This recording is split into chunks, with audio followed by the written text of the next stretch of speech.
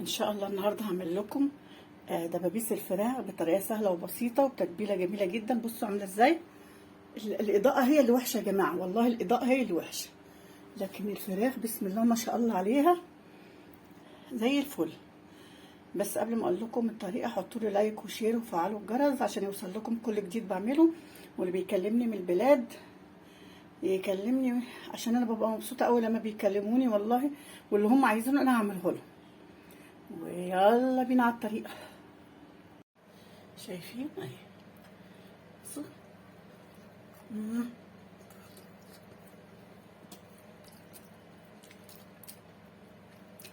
بصوا خطيره ازاي زي الفل اهي.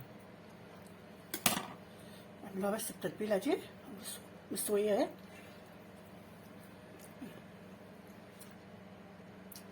يعني مش ممكن بجد، يعني خرافه.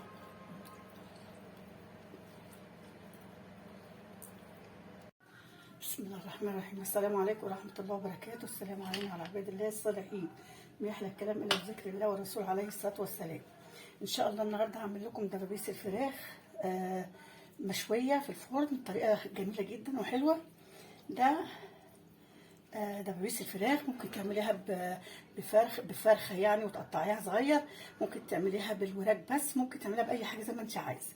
بس انا النهارده هستعمل الدبابيس. طبعا انا جيت شققتها من هنا اهي، الشقاقه عشان نخش التتبيله فيها. ماشي، نشوف التتبيله بقى بتاعتنا. التتبيله بتاعتنا بصوا، انا هجيب زبادي، انا حاطه هنا وحدتين شوربه، اللي عايز يحط يحط، ما يحطش ما يحطش، دي حاجه مش اجباري يعني. اهم حاجه ادي الزبادي، عايز الزبادي اهي.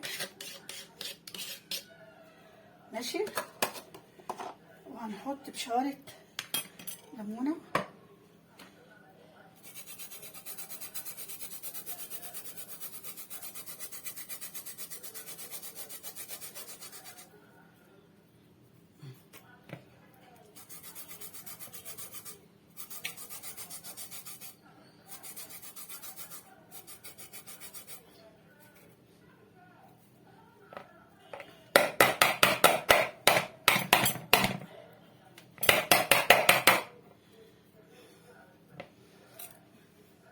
والله جبتها ولا ليها لازمه، شوفوا ملهاش لازمه. المهم هنقطع الليمونه.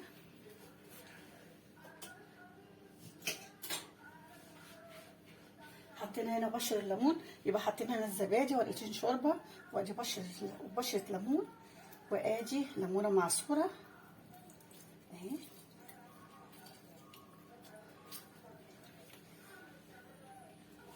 اغسل ايدي.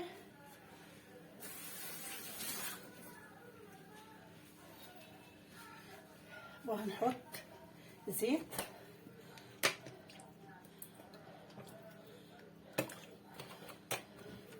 وهنحط معجون طماطم.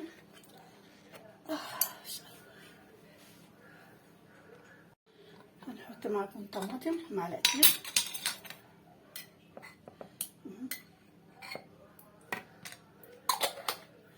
وهنحط ايه تاني؟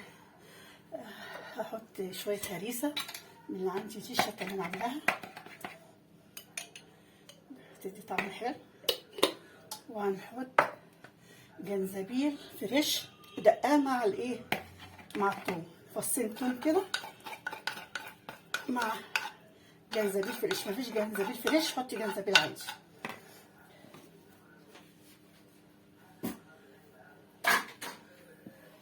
بعد كده بقى هنحط التوابل بتاعتنا. التوابل بقى عباره عن ايه؟ بابريكا، كركم، كله معلقه توم باودر، بصل باودر عشان احنا ما حطيناش عليها بصل، معلقه كزبره، فلفل اسود، نص معلقه نعناع مطحون، سنه صغيره قرفه عشان الطعم، ومعلقه كزبره، وادي الكركم. دي كل التوابل هنحطها، مش هنحط حاجه تاني.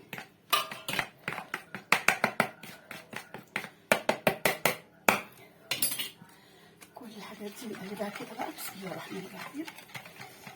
ريحه التوابل مش ممكن.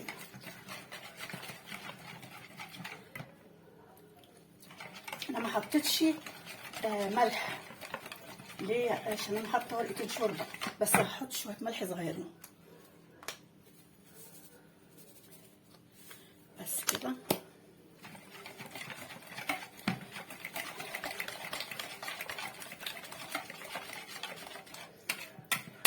بصوا الخلطه جميله جدا.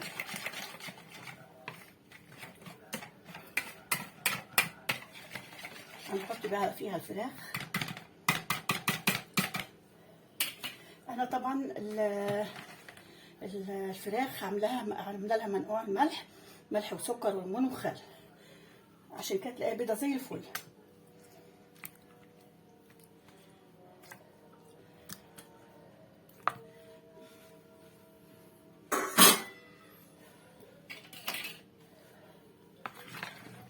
نقلب بقى كده.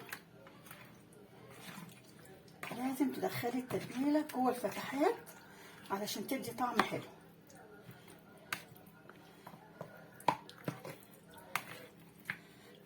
تقلبيها تقليبه حلوه وتشيليها تغطيها وتشيليها في التلاجة.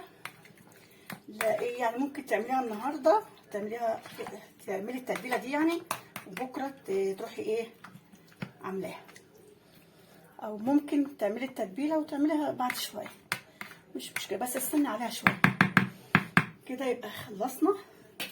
احنا هنعمل ايه دلوقتي؟ احنا ايه هنحطها في التلاجة تستريح وهغطيها. بسم الله الرحمن الرحيم. دلوقتي انا ايه الفراخ بتاعتنا اهي اتعملت، كنت مغطياها، حطيت في التلاجة، نحطهم في الايه في الصينية بقى.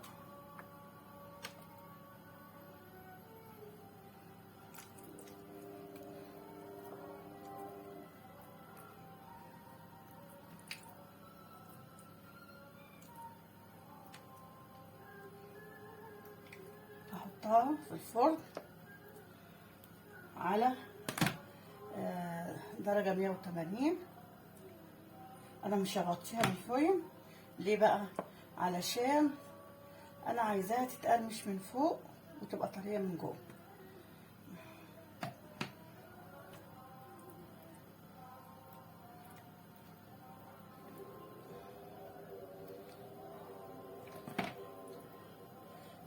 انا فاتحه البوتاجاز على 180.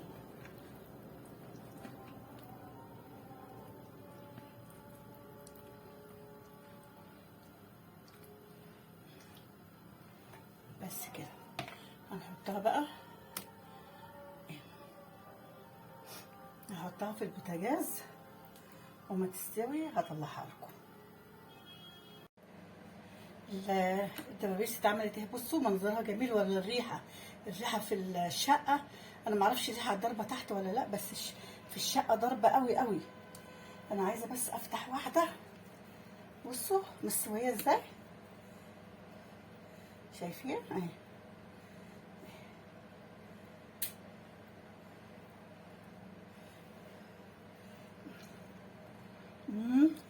مش ممكن، لا طعمها خطير. اعملوا التتبيله دي يا جماعه. بصوا اعملوا التتبيله دي بجد، طعمها خرافه. كده عملت لكم الدبابيس مشويه في الفرن بتتبيله، اول مره حد يعملها، عملتها لكم، جربوها هتلاقوها حلوه قوي. والسلام عليكم ورحمه الله وبركاته.